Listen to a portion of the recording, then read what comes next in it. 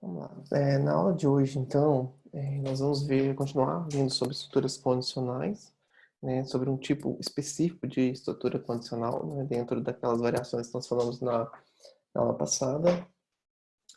E, e para isso, né, para a gente contextualizar um pouco onde nós estamos, as estruturas condicionais a gente pode dividir elas em 4 grupos, né, apesar de que os 3 primeiros grupos eles estão muito relacionados, né, a gente pode estudar de forma, né, separada esses 4 grupos. Então, na aula anterior, nós vimos sobre estruturas simples e estruturas compostas. Para quem não se lembra, basicamente, a simples é onde você testa uma única condição e aquela condição te direciona a uma ação, um conjunto de ações, caso seja verdadeira, né, a afirmação, ou, né, a expressão, melhor dizendo. Depois disso, nós avançamos para um conceito onde nós temos agora as estruturas condicionais compostas, que seriam que, basicamente, eu tenho duas alternativas para dar afirmação, né? Então, eu tenho uma condição, e aí, baseado nessa condição, eu tenho duas opções. Ou ela é verdadeira ou ela é falsa, mas essas duas opções, elas me direcionam para ações distintas, né? Então, o exemplo mais clássico é do par ou ímpar. Então, por exemplo, eu testo se um número é par, e essa é a nossa expressão de teste, né? Se ele for par, se for verdade, eu faço alguma coisa. Por exemplo, eu mostro a mensagem dizendo que aquele número é par. Se ele for ímpar, né? Quer dizer, se ele não for par, automaticamente ele é ímpar, né? Então, existem somente duas possibilidades para essa nossa condição. Ou ela é verdadeira, ou ela é falsa. Tá? Então, aquela questão da estrutura do se, n dividido por 2 igual a zero. Né? Se o resto de n dividido por 2 igual a zero for par, então ele é par. Se não, ele é ímpar. Né? Isso são as estruturas compostas. Basicamente, a gente pode falar o seguinte, que nas compostas nós vamos trabalhar com estruturas condicionais que envolvam um teste e duas possíveis respostas, verdadeiro ou falso, tá bom? E, e é isso, são dois caminhos que a gente tem ali para seguir. Bom, vamos lá. Que direcionam para ações distintas, tá? Seguindo, então, nós vamos ver na aula de hoje estruturas condicionais denominadas encadeadas ou aninhadas, tá? Dependendo da literatura que você vai seguir, você pode encontrar uma nomenclatura ou outra, mas são bem, né, são sinônimos nesse nosso propósito. Que continua sendo um avanço da nossa estrutura simples, usando o se, né, que é a nosso comando ali de teste, de verificação, né, de condicional. E aí, por que eu separei essas duas últimas partes de baixo em duas aulas? Porque o último quadrante aí, vamos dizer assim, ele compreende uma estrutura diferente, onde a gente sai do contexto de se, então, se não, para um contexto diferente, né? E aí, para ficar mais fácil e desassociar, é um pouco, né, pelo menos a parte de semântica, ela continua sendo idêntica, mas a parte de sintaxe, ela diferencia muito. Então, eu preferi separar em duas aulas diferentes. Bom, vamos lá. E aí, olha só este exemplo. Vamos pegar esse exemplo aqui. Imagina que você chega lá na escola de natação e tem essas categorias, né, no quadro. E aí a mãe chega lá e ela não vê esse quadro, né, quadro acesso para os funcionários, ela pergunta para o funcionário: qual categoria meu filho de 12 anos pertence? Onde eu vou me inscrever o meu filho de 12 anos, né? Ele vai ser na categoria infantil, juvenil, adulto. Aí, isso poderia ser respondido por um sistema, mas o que acontece? Nós temos algumas condições atreladas a essas categorias, né? Então, o que seria o processamento para gerar uma resposta desse problema, né? Basicamente, a gente cairia nesse contexto aqui. Nós chegaríamos aqui e perguntaria, o 12, que é a idade do filho, é maior ou igual a 5 e 12 é menor ou igual a 10, então ele vai, a primeira condição é falsa, a segunda é falsa, então a gente tem que o resultado dessa expressão é falso. Então ele não se encaixa, essa primeira expressão aqui é para o infantil, então ele não se encaixa na categoria infantil. Só um parênteses aqui, lembrando da aula passada, aqui nós temos então operadores relacionais e operadores lógicos. Operadores relacionais estão contidos numa expressão e operadores lógicos estão associando uma ou mais expressões, tá bom? Ou melhor, duas ou mais expressões. Então, ela vai para a segunda condição, segundo teste, que é o teste da categoria juvenil, que ela pergunta, então? Ah, 12 é maior ou igual a 11 e 12 é menor ou igual a 17? Bom, nesse caso, nós temos, então, como comportamento disso, a seguinte resposta. Então, para a primeira condição é V, e a segunda condição é verdadeiro também, e o E, que é o operador lógico quando associa dois Vs, dois verdadeiros, ele responde como verdadeiro. Então, essa condição, ela é verdadeira, tá? E aí, precisava testar a terceira? Não. Poderia parar por aqui, já achei a categoria. Se eu já achei a categoria, beleza. Não preciso testar a terceira, tá? Mas olha só, gente, isso vai depender tanto da forma que você estruturou o algoritmo, que dependendo de como você estruturou o seu algoritmo, ele vai acabar testando a terceira de forma inútil, certo? Então, a aula de hoje é exatamente para a gente evitar esse tipo de erro também, tá? De fazer teste somente quando necessário. Ó, então, se fosse testar, se fosse o caso de testar, testaria se 12 é maior ou igual a 18. A gente já sabe que não é, porque ele caiu na segunda condição, tá? Então, tá. Aí, o que a gente pergunta, então? Que uma das perguntas que pode nos direcionar a um entendimento melhor dessa parte. Quantas condições foram testadas? Aqui, claramente, se a gente olha para as expressões e para os operadores lógicos associados a elas, cada combinação de expressão vai ser uma condição testada, né? Então, nós temos como sendo três categorias, nós estamos testando três condições. Então, para este problema, foram criadas uma estrutura condicional onde eu posso testar três condições, tá? Ah, então, ok, entendi. A simples eu tenho somente uma. A composta eu tenho duas, exatamente duas. E a encadeada ou aninhada, quando eu tenho três ou mais condições a serem testadas. Tá bom? Mas existem algumas características, né, mais fortes dessa estrutura condicional que nós não estamos falando agora, nós vamos ver mais para frente. Olha só como que isso funciona, pessoal. Isso aqui a gente sabe, né? Por exemplo, da composta seria isso, ó. Uma condição me leva a verdadeiro ou falso, e cada uma delas me leva a ações diferentes, né? Seria o se de cima lá, verdade, faz alguma coisa, então faz alguma coisa, se não, vem para baixo, que é falso. Mas notem o que a gente tem agora numa estrutura condicional aninhada ou encadeada. Nós temos que o comportamento aqui nos leva a isso daqui. Olha que interessante agora. O que me levou a ser falso a afirmação, a primeira afirmação, então aqui é uma condição, né, uma afirmação, por exemplo, n é maior que 2, sei lá, só um exemplo, né? Se for verdade, ele vem e gera um monte de ações. Pode fazer um monte de ações, uma ou mais ações, né? Se for falso agora, ele me leva não para um conjunto de ações, mas para um outro teste que eu posso fazer. Então, se aquela afirmação primeiramente foi falso, ele me leva para um outro caminho, um caminho de testes, faz um novo teste, por exemplo, se ele não é maior ou igual a 2, quero ver se ele é maior que zero. Então ele testa que n é maior que zero. Então, se for verdade, isso quer dizer que o n está entre 0 e 2, por exemplo, né? Porque ele não é maior que 2, mas ele é maior que zero. Então ele viria para cá e faria algumas ações. Se for falso, ele pode vir aqui e falar, não, ele não é maior que zero, então é um número negativo. Então ele poderia vir aqui e fazer algumas ações aqui. Então notem que a nossa parte de condição agora, ela fica mais robusta, né? E ela fica mais, vamos dizer assim, realística com o nosso contexto real. Realística no nosso contexto real é meio redundante, né? Mas ela fica realística. Olha só, percebam. Uh, da viagem para a Europa. Se eu tiver 15 mil, eu viajo para a Europa, por exemplo, né? Se eu tiver dinheiro for igual a 15 mil, ou maior igual a 15 mil, né? Então, viajo para a Europa. Se não, olha só, agora eu posso falar o seguinte, se não for 15 mil, mas for ali 5 mil, aí eu viajo para, não, nem para o Nordeste, por exemplo. Né? Se não, eu fico em casa assistindo Netflix, né?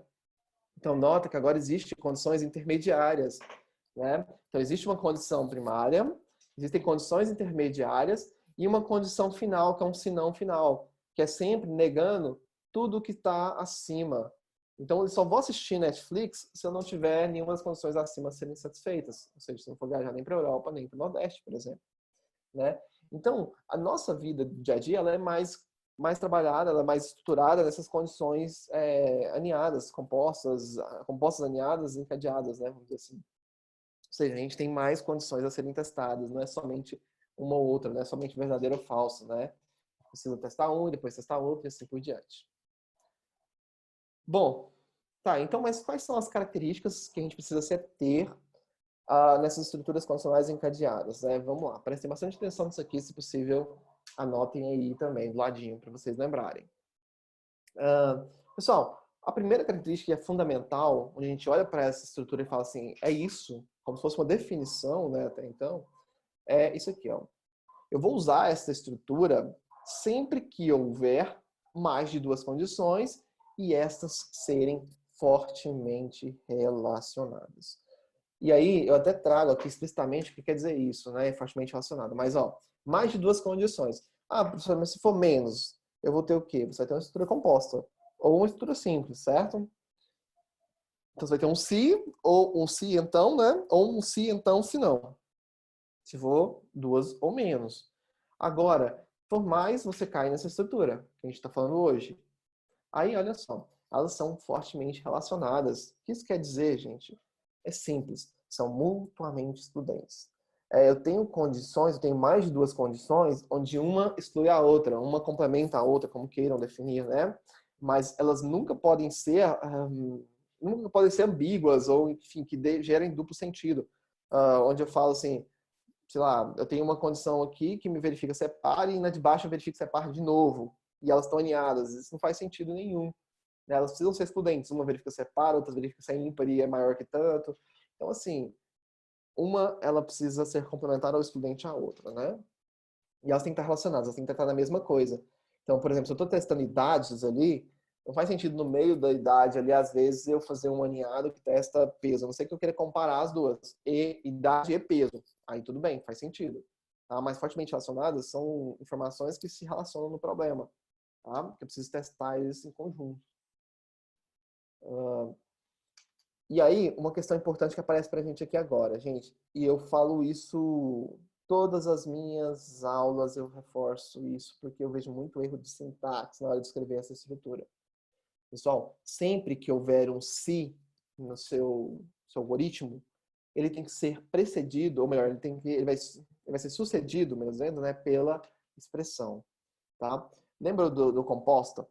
Se o número for par, então falar que ele é par. Se não, falar que ele é ímpar. Olha, notem que o se não pede expressão complementar. Eu só falo se não porque eu nego a condição anterior. Não, se não for par. Se eu estou falando lá em cima se é par, se não, ele nega ela, tá? Agora, se eu falo lá a questão, por exemplo, se meu filho é da categoria infantil, então matrícula ele na categoria infantil. Se não, se ele é da categoria adulto, olha só, então se não, o se que vem depois desse se não, para nosso entendimento, ele sempre vai pedir uma expressão. Então apareceu um se, tem expressão. Apareceu o se não sozinho, sem ser um se não, um se, que a gente vai ver, ele não pede expressão, tá? Ele é só ele.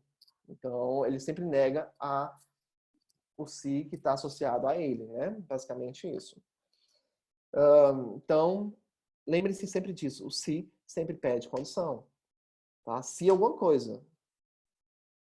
E por que isso, pessoal? Porque a nossa sintaxe ela é composta da seguinte forma. A estrutura composta encadeada ou aninhada, ela é descrita da seguinte forma. Olha só. Então, lembra do nosso fluxozinho lá, né? Então, vamos aqui, ó. Se a condição, então, o que vai executar aqui dentro, ó, deixa eu pegar uma caneta aqui. Ó, aqui dentro executa se a condição for verdade, certo? Se ela for falsa, ele vai vir. Se essa primeira condição for falsa, ele vem para esse senão aqui, que é o senão que está negando ela. Aí eu ponho o quê? Se não, se uma outra condição, né? Vamos lá, aqui seria uma condição 1 que faltou falar, né? Que seria uma condição 1 que é uma condição 2. Essa condição é diferente dessa, tá bom? Então, ó, se não, mas se essa condição outra aqui for verdade, então olha só, aqui dentro está executando se essa condição for verdade. Agora, se não for verdade, eu caio no senão. Ó, pessoal, esse senão, ele está negando esse se, tá? Então, o que está aqui é se essa condição for falsa. Agora, isso tudo aqui, essa estrutura toda que está aqui, ó, deixa eu tentar marcá-la aqui, sem fazer bagunça. Ó, toda essa estrutura aqui, ela é como se estivesse dentro do senão, que nega o primeiro se. É por isso que a ideia dela chamar aninhada, como se fosse ideia de ninho mesmo, ela está ali dentro, certo? Encadeada porque é em cadeia, ele vai testando como se fosse em cadeia mesmo. Testa o primeiro, não, vai para o segundo, não, vai para o terceiro, não, vai para o quarto, não, e assim por diante. Tá? Eu posso colocar quantos níveis eu quiser aqui, eu posso vir aqui, nesse se não, eu poderia ter um outro se não se, se não se, se não se, se não se. Mas notem que essa estrutura aqui, ela só vai ser testada, se essa for falsa, certo? Ó, se essa for verdade, ele executa essa ação aqui, acabou. Ele não pensa mais nisso aqui.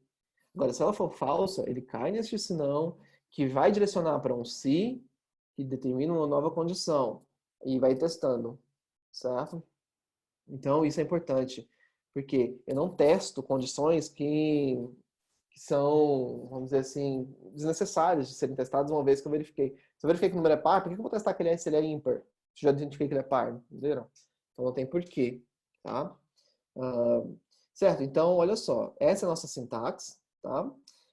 Professor, nas linguagens que eu conheço é descrito dessa forma também, sim, tá? Essa aqui é a sintaxe básica de um pseudocódigo, de um pseudo-algoritmo, mas na sua linguagem que você vai escrever, basicamente a estrutura vai ser construída desse formato também, tá?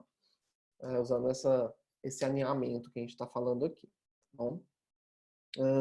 Bom, então aqui essa é a nossa sintaxe, né? Pessoal, vamos voltar no problema inicial e agora vamos pensar, já que a gente já sabe como construir essa sintaxe, como construir os pseudo-algoritmos, ou os algoritmos em si, né? Essa estrutura composta e aninhada ou encadeada, como queiram chamar. Vamos pegar esse problema, vamos para o nosso Scratch, tentar responder a mãe dela aí, como se o gatinho fosse a pessoa que responde, né? Mas aqui nós precisamos dar o input, né? Então nós vamos lá e vai perguntar qual a idade do filho, ela responde, a gente verifica e responde qual que é a categoria, tá bom? Então para a gente enxergar como isso de fato está funcionando nessa nossa proposta, dessa estrutura que nós estamos estudando, tá bom? Vamos lá? Bom, aqui nós temos então o Scratch, para quem não viu a aula passada, né? Então o Scratch é uma ferramenta que permite você construir algoritmos em blocos. Isso está muito em tendência, tá, gente? Bom, vamos lá. Vamos pegar o event, né, o event inicial. Quando eu clicar aqui, eu quero começar. E vamos aqui vamos colocar uma pergunta, events, né? Não, desculpa, não é event, é sensing, né? Que está monitorando, está perguntando alguma coisa. Ó, sempre me perco nessas estruturas, vamos lá. Qual a idade de seu filho ou filha? Ok, qual a idade de seu filho ou sua filha? Aí a gente vai pegar uma resposta aqui, né? E mediante a esta resposta, não vou atribuir isso a uma variável, eu poderia atribuir uma variável, tá? Mas como é só uma, eu posso fazer direto numa condicional. Vamos para a estrutura de controle. Esse aqui, ó, if then, que seria o se então, nosso, a gente viu na aula passada. O se então e o se não, nós também vimos. Então aqui eu vou usar essa daqui, ó. Então vou usar aqui um se então, se não. Por que você vai usar essa? Vamos voltar aqui, ó. Olha só. Se, então, se não. Não sei se eu acho que vocês não sei se vocês enxergam meu mouse. Ó, se, então, se não. Essa é a base que a gente precisa, tá? Aí dentro do se não, o que a gente coloca? Um se, um então e um se não. Então, aqui dentro do se não, a gente coloca um se, então, se não. Certo? E aí a gente vai para os nossos operators, nossas expressões, né? Que a gente vai colocar dentro da nossa condicional. Então aqui, ó, eu quero comparar, deixa eu ver aqui, deixa eu voltar no problema, né? Então vamos pegar aqui, eu já até montei aqui os testes, então é um e, né? Eu preciso de um que tenha uma expressão e uma outra expressão. Então vamos lá? Aqui embaixo nós temos o and. Então aqui ele vem para cá. Isso. Você não apanha tanto agora, né, hoje. Agora aqui, do lado esquerdo é maior igual e do lado direito menor igual. Tá, aqui não vai ter o maior igual, mas a gente consegue fazer o maior, né? Claro. Tudo. Deixa eu ver se eu consigo colocar ele aqui dentro. Vamos lá.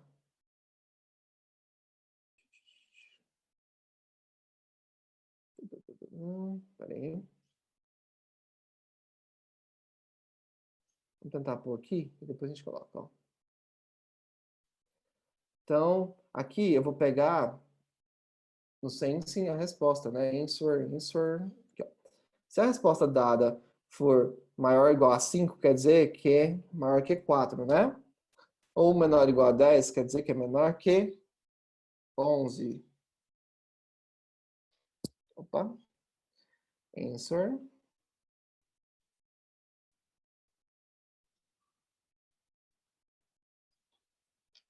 Aí podia deixar eu colocar, né?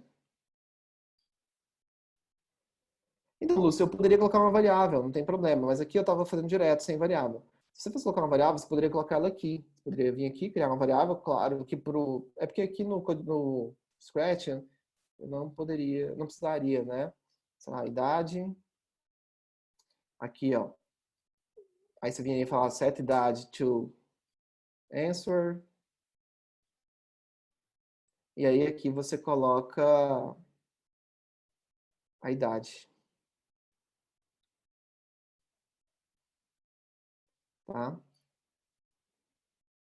Agora só porque não está deixando eu colocar aqui, né? Que essa é a questão. Bom, vamos ver aqui se a gente consegue montar isso de outra forma, né? Deixa eu ver aqui.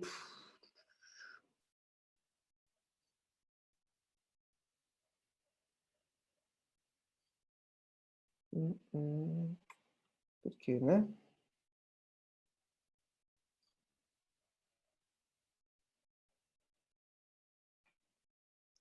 Vamos ver se é o posicionamento, que eu acho que é não.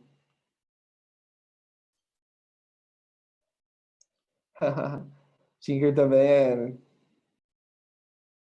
é meio desse jeito, né? Blocos assim, eu não... Ah, aqui não tá. Não tá rolando, né? Vamos, vamos falar o seguinte. Mas nenhuma ele tá aceitando. É porque, enfim. Olha, sacanagem, será que ele... Ah, é questão de posicionamento, né? Olha lá. Vivendo e apanhando, né? Vamos lá. Opa, esse aqui no sinal, né? Ó, se for, a gente vai colocar aqui para ele falar a categoria, tá? Então, ó, aqui é a categoria infantil. Tirando o tempo perdido aí nessa parte, né? Vamos que vamos. Aí eu venho e faço a mesma coisa aqui, ó. Então, se não for essa, eu tenho que testar uma outra condição, né? Então, a gente vem e pega aqui, é só posicionar um pouquinho mais para frente, tá? Então, vocês... Agora eu tô craque aqui, ó. Aí, ó. Ah, aí eu venho e pego a variável idade, né, que eu quero testar. Não preciso mais dar answer. Aí a idade agora é nosso segundo teste, ó. Se a idade for maior igual a 11, quer dizer que ela é maior que 10. E se ela for menor ou igual a 17, quer dizer que ela é menor que 18. Se for isso, a gente pode dizer sei categoria juvenil.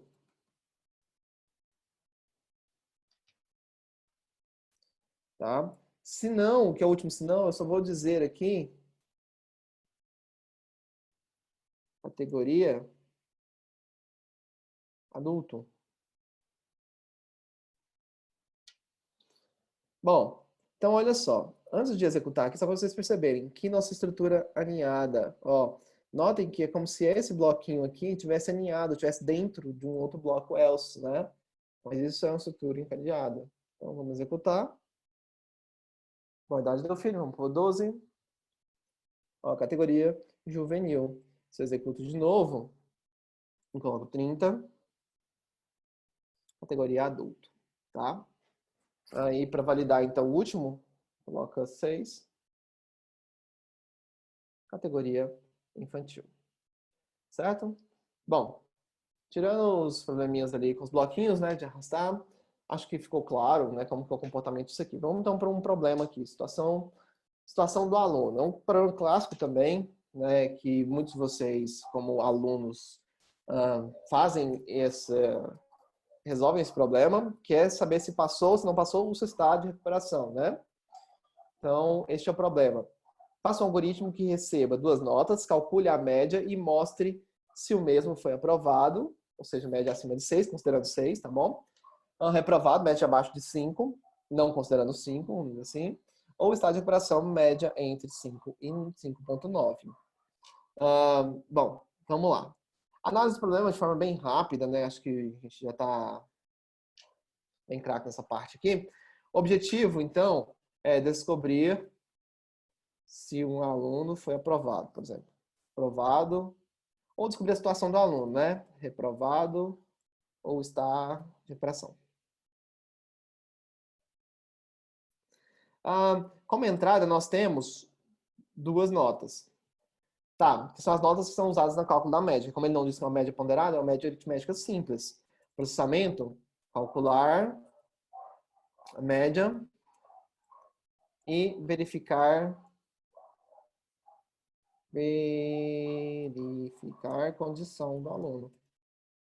Eu não vou escrever todas as condições aqui por causa do espaço aqui, mas você poderia colocar as condições descritas, né, como você gostaria. A média for maior, descrevendo a mesma expressão.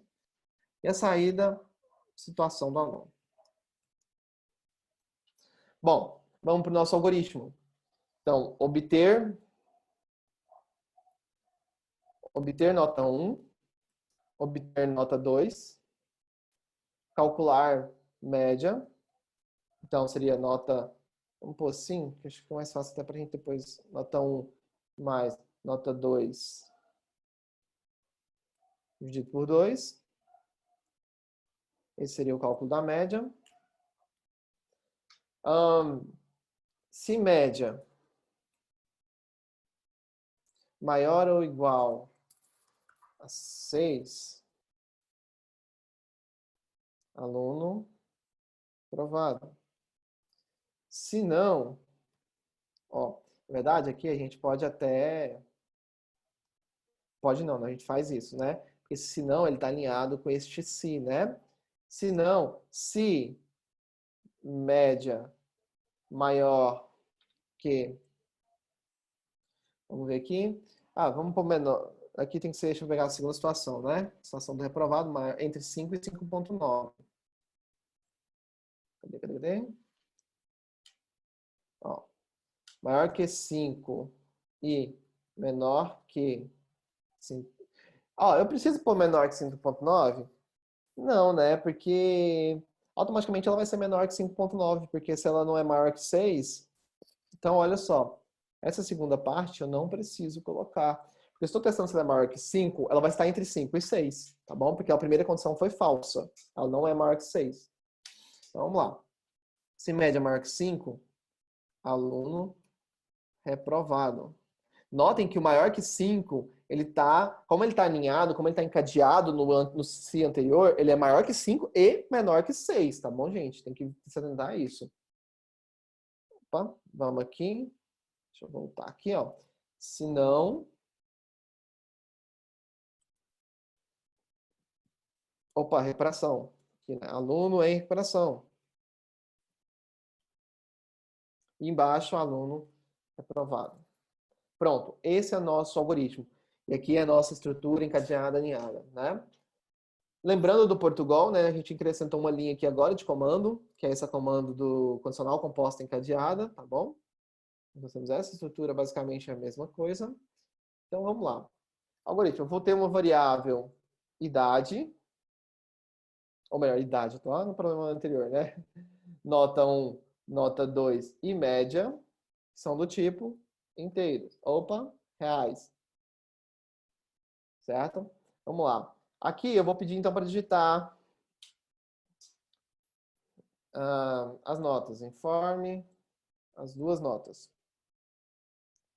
Aí eu vou colocar então leia nota 1, leia nota 2, tá? E aí eu vou calcular a média. Então média recebe o quê? Recebe Nota 1 mais nota 2 dividido por 2. Lembrando, sinal de atribuição, expressão aritmética, né? Então, pra gente... Aí começa a parte interessante. Então, nós vamos, se média for maior ou igual a 6, então, nós temos, escreva aluno aprovado.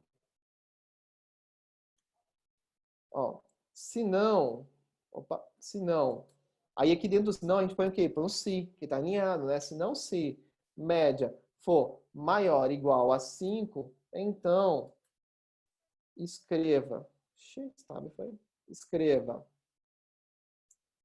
aluno em recuperação. E por fim, nós temos um senão que nega esse se, né? Na verdade, ele nega esse se, mas ele está negando tudo, né? Que está anterior a ele.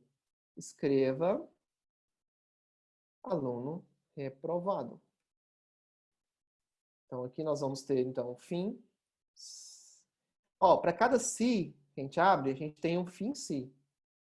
Tá? Muito importante, pessoal, para qualquer linguagem que você vai traduzir esse algoritmo para executar, lembra, sempre que abrir um bloco, você precisa fechar esse bloco. Aqui a gente está abrindo, ó, eu abri um bloco condicional aqui, dentro de um outro bloco condicional, então eu sempre preciso fechá-lo, assim como o nosso algoritmo precisa ser fechado. Tá bom? Então esse daqui é nosso pseudocódigo referente àquele problema. De novo, pausem o vídeo com calma, dêem uma olhadinha, vão fazendo as partes, vão escrevendo isso também, tá? Para que vocês entendam o que a gente fez. Por fim, nosso último problema aqui, cálculo do IMC, tá? De novo, percebam que são problemas que envolvem mais de uma condição. Aqui, o que eu quero? Faça um algoritmo que receba o peso e a altura de uma pessoa, calcule o IMC e informe o resultado conforme tabela. Eu esqueci de vir aqui, né?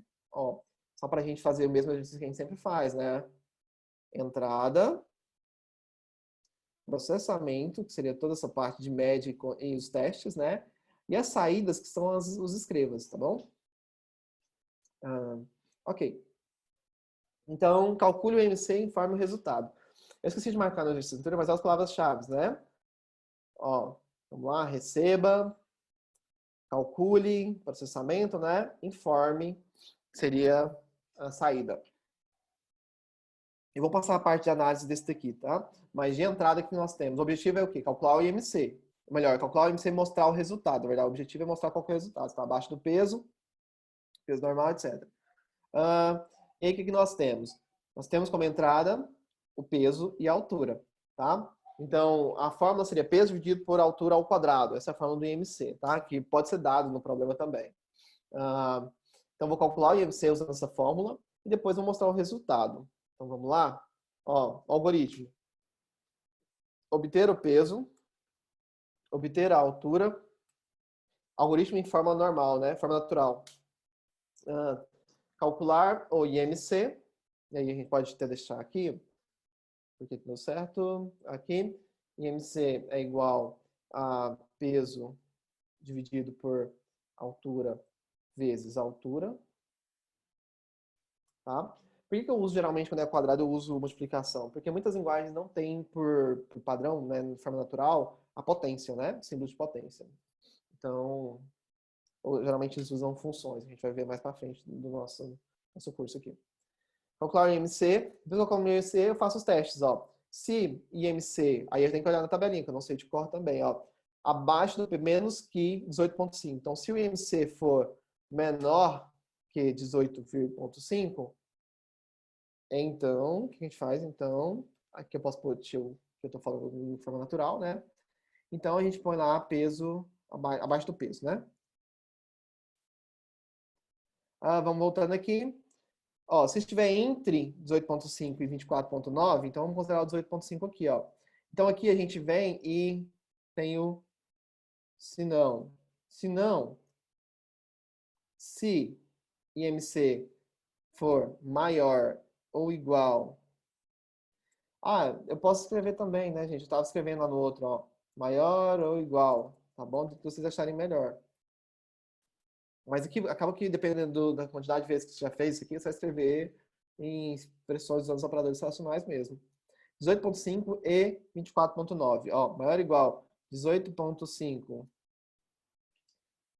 e MC menor igual a menor que, eu acho, né?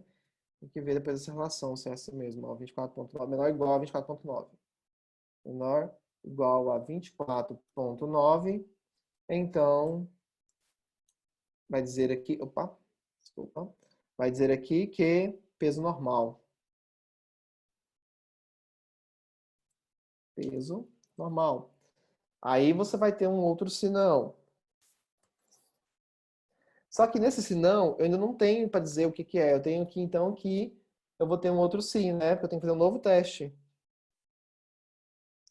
Vamos escrever assim que a gente está falando da linguagem natural, para não confundir depois, né?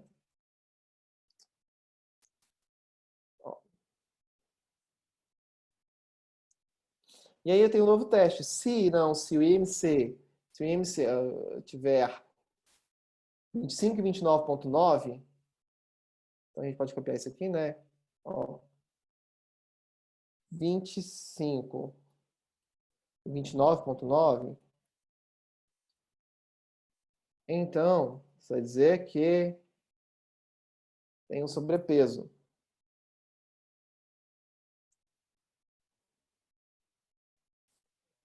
Aí, tá, vou mostrar só mais um aqui para vocês perceberem uma coisa, ó. Se não, de novo, eu tenho mais um se. Aí, vamos considerar que essa tabela era menorzinha, tá? Vamos considerar que acima de 30 eu só não quero falar dos graus da obesidade, eu quero falar que ele está em obesidade. Então aqui eu posso vir aí, se não, obesidade. Não quero informar os graus, tá? Mas, de novo, obesidade. Se fosse seguir a risca a tabela, você precisaria ter mais três condições, né, gente? Então, olha só. Esse aqui eu não preciso de condição. Por quê? Porque se não tiver abaixo do peso, se não for peso normal, se não for sobrepeso, para mim é obesidade. Quer dizer que está acima, maior ou igual a 30, né? Vamos dizer assim. Agora, o que você tem que fazer? Você tem que voltar fechando, né? Depois, lá no algoritmo, aqui não, né? O se. Se não, obesidade. Ponto. Acabou. Né? Esse aqui é nosso algoritmo em forma natural. Tá? Acabei escrevendo ele muito próximo do nosso estruturado, né? Nosso pseudocódigo. Vamos lá. Variáveis. Eu vou ter peso, altura e vou ter o IMC, do tipo real. Vamos lá? Ó, escreva. Aqui, eu vou colocar de novo mais rápido, né? Informe o peso e a altura. Leia peso. Leia altura. Aqui eu vou calcular o IMC. O IMC recebe peso dividido por altura vezes altura. E aqui eu vou começar a minha estrutura de comparação do C, estrutura condicional, né? Se IMC for maior que o menor, né, que 18,5, 18,5, então escreva abaixo do peso. Aí nós vemos, se não, se IMC estiver, aqui, vamos copiar isso aqui, né?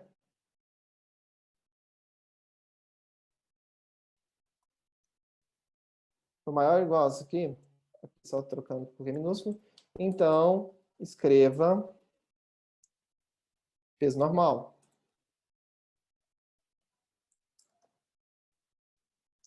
Aí nós vimos de novo, se não, se IMC, vamos ver qual que é a condição.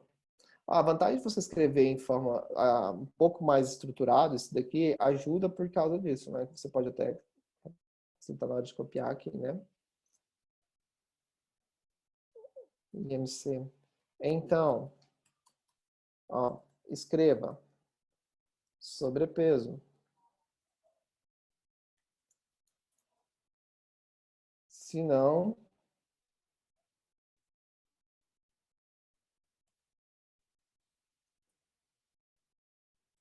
escreva Opa, obesidade. Tá, bem lembrado, tiro aqui, né? E aí vem fechando agora os cis, ó. Fins, desculpa, fim. Para cada si que eu vou abrir, eu venho fechando, ó. Fim si, fim. Aqui, pessoal, você já percebe a importância de você ter um código identado. O que quer dizer isso? Organizado, com esses tabzinhos. Porque você mostra qual código está dentro de qual estrutura, né? Então, essa indentação é importante. Muito importante, tá bom? Deixa eu só... Só que ficou... Lembrei que eu esqueci do E, né? Velocidade. Certo? Então, esse aqui é o nosso pseudocódigo, tá? Ah, você gostaria de executar esse pseudocódigo. Você pode executar em um programa chamado Visualg, tá? Eu não estou usando ele. Como eu disse, geralmente a minha didática, ela prefiro ensinar algoritmos em alguma outra linguagem. Depois, ao ensinar o algoritmo, depois a gente aplica em alguma outra linguagem, como linguagem C, etc. Tá bom? Então, mas se quiser rodar, você pode usar um programa chamado Visualg para o Windows. Esse pseudocódigo aqui, da forma que está escrito aqui, tá bom?